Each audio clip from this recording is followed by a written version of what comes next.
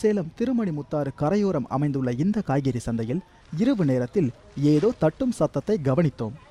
வாகனங்களில் கொண்டு வரப்படும் தேங்காய் பார குவியல்களுக்கு மத்தியில் அமர்ந்து வியாபாரிகள் ரக வாரியாக தேங்காயை வியாபாரிகள் தரம் பிரிக்கும் சத்தம்தான் அது. ஈரோடு, திருப்பூர், கோவை ஆகிய மாவட்டங்களில் இருந்து விவசாயிகளிடம் பேரம் பேசி சேலம் சந்தைக்கு கொண்டு வரப்படும் தேங்காயை 4 மணி நேரம் செலவிட்டு தரம் பிரிக்கின்றனர் மொத்த வியாபாரிகள். ஒரே இடத்தில் அமர்ந்து செய்யும் இந்த வேளையால் உடல் சோர்வு மற்றும் தோள்பட்டை வலி ஏற்படும் என்றும் கூறுகின்றனர் வியாபாரிகள். நசீனூர், பெருந்துரா, பூந்தரை, வெள்ளோடு சைடு எடுக்கிறோம். ஒரு நாளைக்கு 8000 காய் 9000 காய் அவ்வளோதான் வரும் ஒரு கடைக்கு. ரசிங்க காலையில் போனோம்னா மறுபடியும் நைட் 11 மணி 12 மணி ஆயிரும் இங்கிருந்து நம்ம காய் இறக்கிட்டு கிளம்புறதுக்கு. ஒரு நாளைக்கு சாப்பிட்ற டைம் கிடையாது, ஒரு நாளைக்கு நிறையா டைம் மேட்டராக நடக்கும். அதனால் டீ காஃபி இதிலே போல் போட்டிகிட்ருக்கு. ஒரு நாளைக்கு போனால் ஒரு நடை தான் எடுத்துகிட்டு வர முடியும். வியாபாரம் இப்போ வரவு தேங்காய் வரவு மழை இல்லாத வறட்சியிலனால தேங்காய் வரவு ரொம்ப கம்மி. இப்போ நான் 5 காடு 6 காடு சுற்றி வாங்கக்குள்ள செலவு அதிகம், லாபம் கம்மியாக தான் இருக்கும். அந்த மாதிரி வரக்குள்ளே பார்த்தோம்னா அந்த சைஸு வியாபாரிகளுக்கும் வாங்குறவங்களுக்கு செய்கிறவங்களுக்கெல்லாம் விலை அதிகமாக இருக்கிற மாதிரி தாங்க தெரியும். ஏன்னா வறட்சின்றதுனால அந்த அதிக விலை வரும். அந்த மாதிரி போயிட்டுருக்கு. இரவு 8 மணிக்கு வந்திறங்கும் தேங்காய் பாரம் 2 மணி நேரம் இறக்கி வைக்கப்படுகிறது.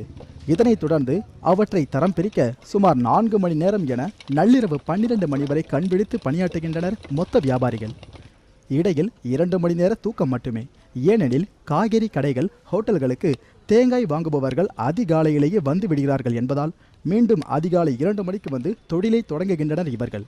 இப்போ ஹோட்டலுக்கு தேங்காய் வாங்குறவங்க, வெளி கடையில் உழவர் சந்தையில் இருக்கிறவங்க, மற்ற இடத்துல இருக்கிறவங்களாம் வந்து மெயினாக இங்கே சேலம் மார்க்கெட்டில் தான் தேங்காய் வாங்கிட்டு போகிறான்னு வச்சுக்கிங்களேன். மளிகை கடைக்காரங்க, ஹோட்டல் கடைக்காரங்க மெயினாக வந்து வாங்கிட்டு போவாங்க.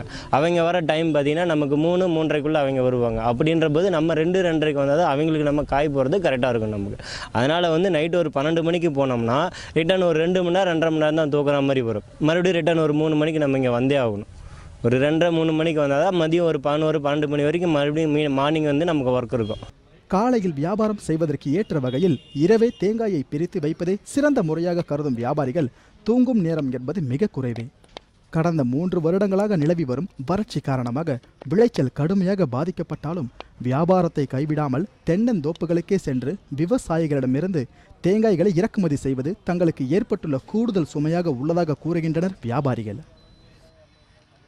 இரவு வெகுநேரம் கண் விழித்து தேங்காய்களை தரம் பிரித்து தருகின்றனர் இந்த வியாபாரிகள். வாடிக்கையாளர்களின் தேவைகளை பூர்த்தி செய்ய தரமான தேங்காய்களை தேர்வு செய்து தரும் இந்த வியாபாரிகளின் வாழ்க்கையும் தரமானதாக அமைய வேண்டும் என்பதே இவர்களது நீண்ட நாள் எதிர்பார்ப்பாகும். ஒளிப்பதிவாளர் சிக்கந்தருடன் சேலத்திலிருந்து சரவணன், காவிரி நியூஸ்.